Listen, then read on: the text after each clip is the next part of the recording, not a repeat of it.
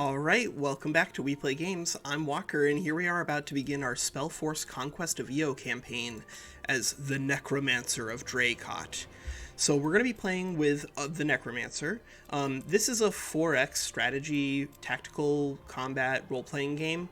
We'll talk about the ways in which it kind of uses that genre, and then the ways in which it kind of subverts that genre, because it does do some serious subversion here with SpellForce Conquest of Io. But we'll be playing as the Necromancer.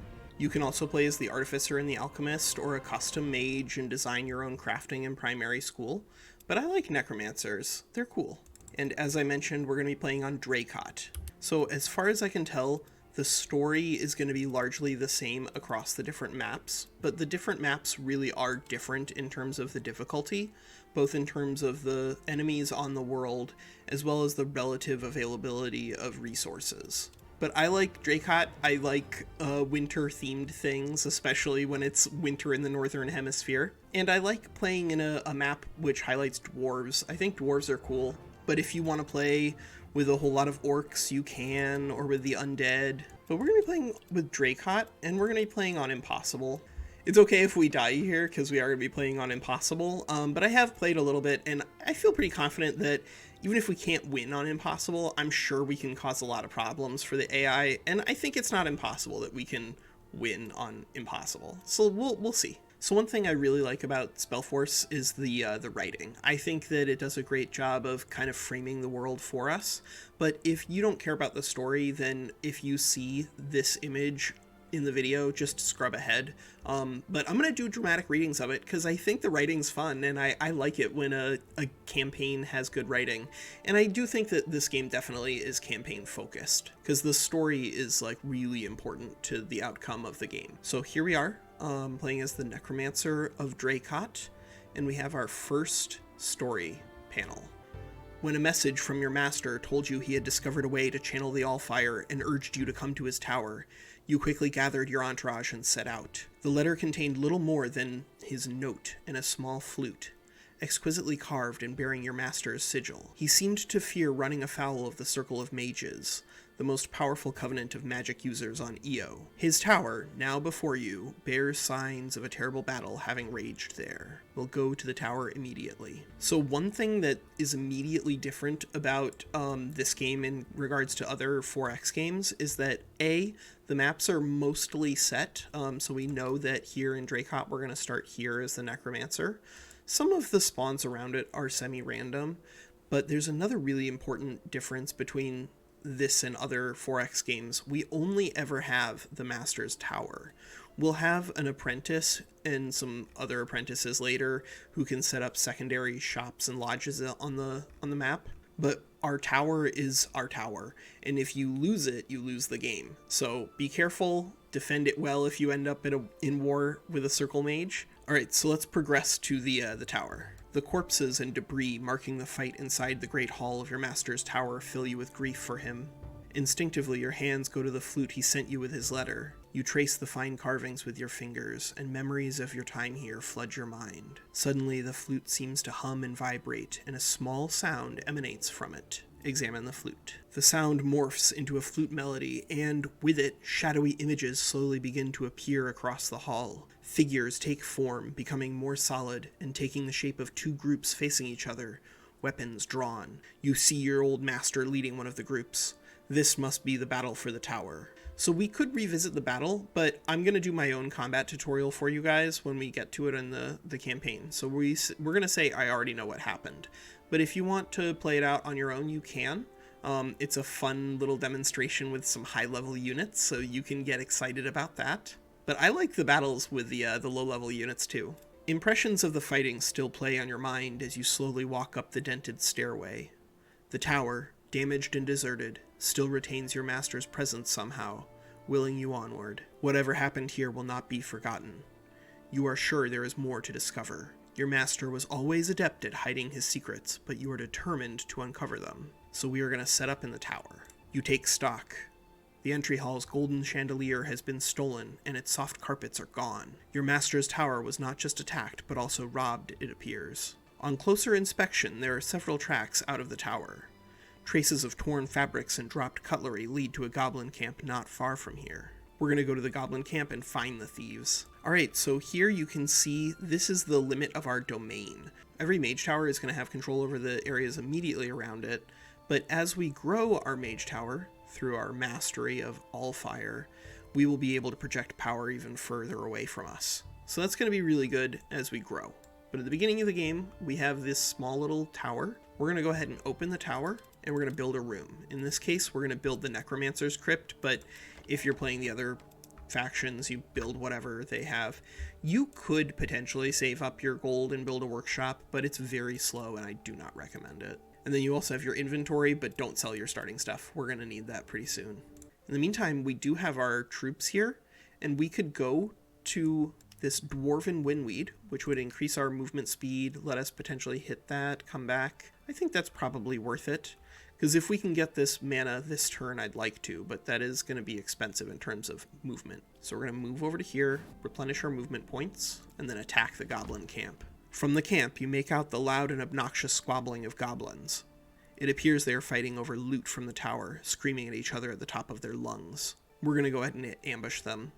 Other characters might negotiate with the goblins, but we are the Necromancer of Draycott. There's no reason that they won't serve us once they are dead. So one thing that I like about the game is that it does tell you if you're going to expect some losses if you auto-resolve. If you see a heroic victory listed here, then you can be assured that you can click auto-resolve without losing any troops. You might still want to fight those battles out, depending. And you might also accept that you might lose one of the goblin brawlers, because the game is highlighting those as the threatened units. But I think we can win with this little group here. So let's start our battle. Alright, so here we are fighting against the goblin brawlers and the goblin archers. Alright, so here we are about to conduct our first battle in SpellForce Conquest of Io. This map is pretty interesting because there's this wide open space. But the way combat works in SpellForce is pretty similar to other 4X tactical combat games. You've got cover in the form of trees, you guard, you can expect to do a lot of melee attack back and forth, but it's also different because there's a very specific utilization of morale in regards to damage. So in SpellForce, your damage is going to be one of 4 different types. There's physical, which is represented by that sword, and then you see elemental, which is that fire, and then white and death. White and death both proc off of willpower, or both check against willpower, and willpower actually will go up and down over the course of combat, and so it's important to keep in mind that white and death damage types, they're not necessarily better or worse than physical and elemental, but they are manipulatable in combat, so you need to be careful about how you position your troops and who dies, because you might find yourself with really low willpower and then getting destroyed by a necromancer's death magic. But we're going to move our troops around and just do a little bit of defending. I think that generally speaking, especially on a map like this, I'm going to hope that the enemy is going to come to us, because I don't really want to be the one charging across this wide open plain. Yes, excellent. So the archers did indeed move forward and attack. That's great news, because it means that we can actually position ourselves to fight them. We'll move our minions over here, and then we're going to use death bolts. We're going to do 26 to 40 damage off of 2 attacks. So let's see if we take it out. 18 and gone. Alright, so we didn't get the soul removal surgery, but that's okay. We don't strictly need to do it. But the Necromancer's minions have a special ability where they can actually take the soul from an enemy, and that's really strong because it's going to make it so that you collect their soul as a resource at the end of combat. We'll talk about necromancy whenever turn 2 comes around, because that's when we can start it up. So we moved our goblin brawlers up and just defended, and I think that although that's not super sexy, it is very effective as a necromancer, because 1, our troops are going to be taking 20% less damage, but 2, it's going to open these guys up to just getting wasted by the necromancer's minions here. I guess we'll help the southern guy because he's got slightly fewer hit points, but I think we're gonna probably only get 1 soul in this combat. Ooh, well, at least we got it. We got soul caged right there. So that means at the end of this fight, we're guaranteed to get at least 1 soul. Alright, so we defeated the goblins. Victory. The now quiet camp is littered with goblin corpses. They were carrying and using some of your master's tools, as well as a small amount of coin. Where are the rest of his possessions? As you turn to leave, a few goblins emerge from hiding behind one of the dirty tents. One of them, wearing a hood made of a torn silken cloth, waves excitedly at you. You! I remembers you!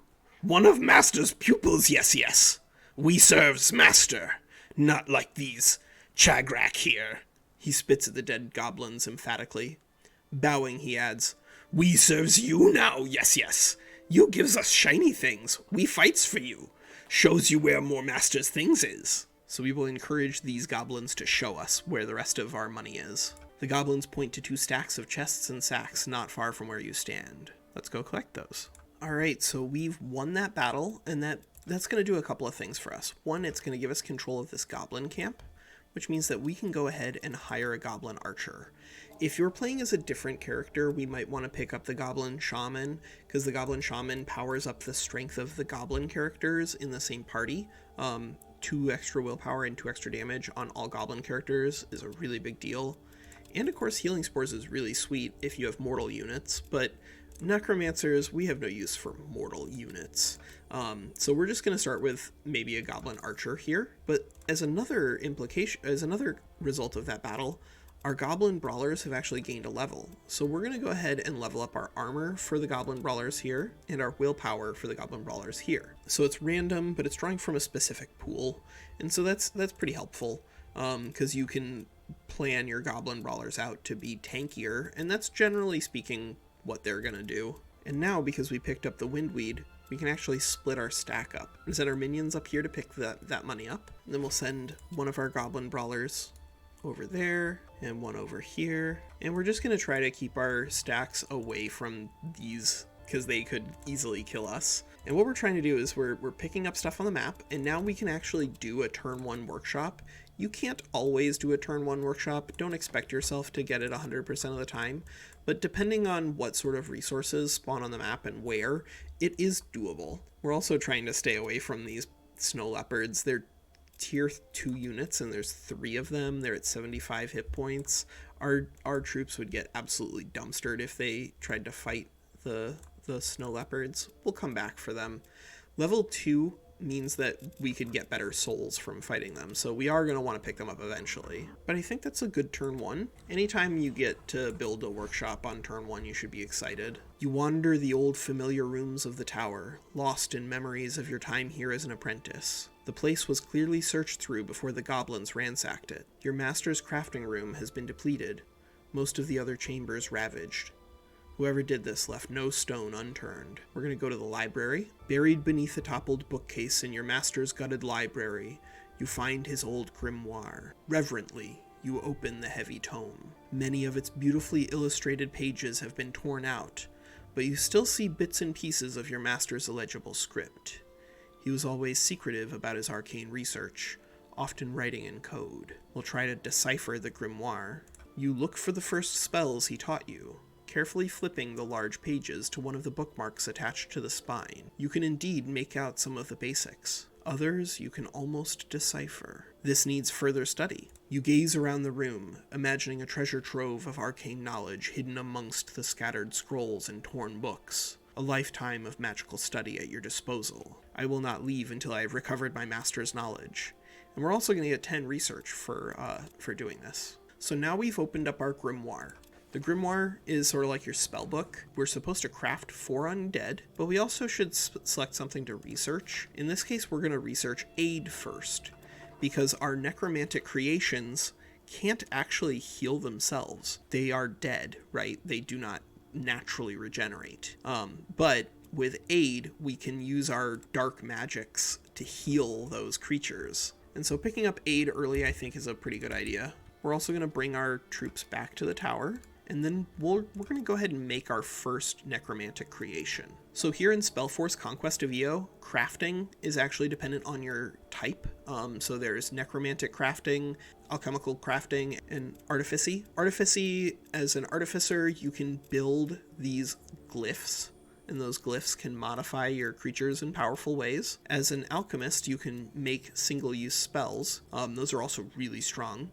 But here as a Necromancer, we can build units. So when you're building a unit as a Necromancer, you always have to have a soul. Your souls are hopefully going to be better than this. It just so happens that we only got lesser vigorous souls from those goblins, but we'll get better ones in the future. But you have to have at least one soul. The problem is that most souls have a pip of life magic in them. In order to create an undead monstrosity, you can't have any life without balancing it out. So by bringing in a remains here, we actually add a death pip, and the death and the life, they balance each other out. We end up with 0. We could add this glyph to this group, and then we have more life that we need, but that doesn't really benefit us in any meaningful way.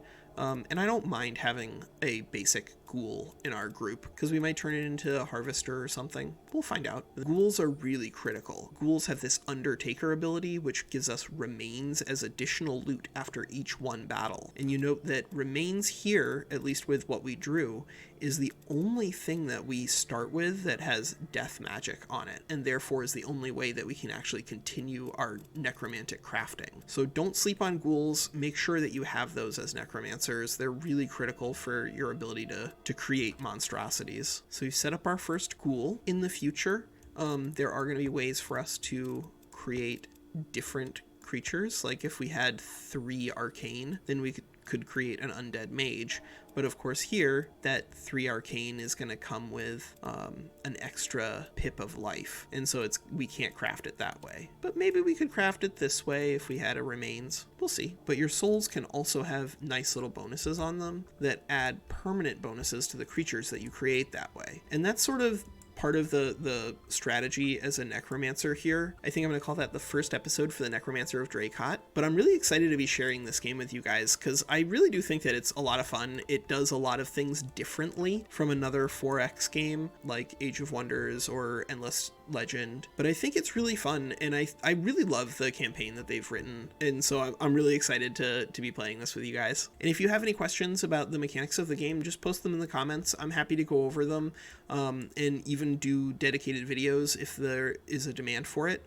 Otherwise, we'll talk about mechanics as they come up in game. All right, that's Walker. Take care.